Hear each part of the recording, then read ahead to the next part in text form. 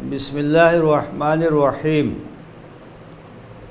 عن ابی ایوب رضی اللہ عنہ ان رسول اللہ صلی اللہ علیہ وسلم قال من صام رمضان ثم اتبعه ستا من شوال کان کصیام الدہر، رواہ مسلم۔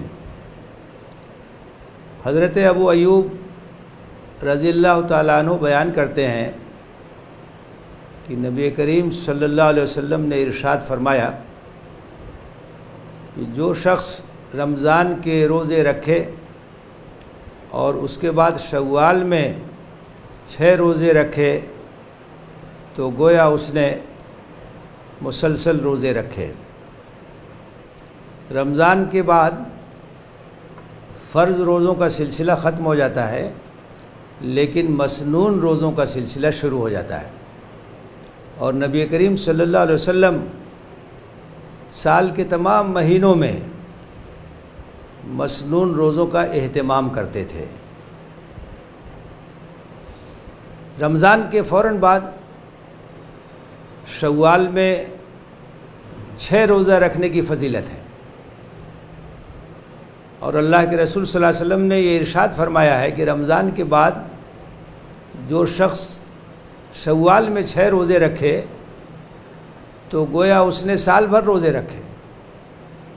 اور دوسری احادیث میں اس کی وضاحت یوں کی گئی ہے کہ نیکیوں کا اجر کم سے کم 10 گنا ملتا ہے، تو رمضان کا مہینہ یہ 10 مہینے کے برابر ہو گیا، اور یہ 6 روزے یہ 2 مہینے کے برابر ہو جائیں گے۔ اس طرح سے گویا سال بھر کا روزہ ہو جائے گا۔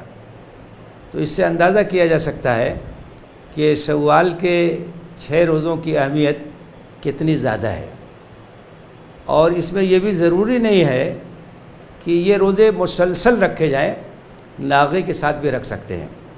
شوال کے 6 روزے ایک ساتھ بھی مسلسل رکھے جا سکتے ہیں، ناغے کے ساتھ بھی رکھے جا سکتے ہیں۔ اس کی ہمیں کوشش کرنی چاہیے کہ شوال کے روزوں کا اہتمام کریں، اور جو اجر و ثواب حدیث میں بیان کیا گیا ہے اس کو حاصل کرنے کی کوشش کریں۔ اللہ تعالی ہمیں اس کی توفیق دے، آمین۔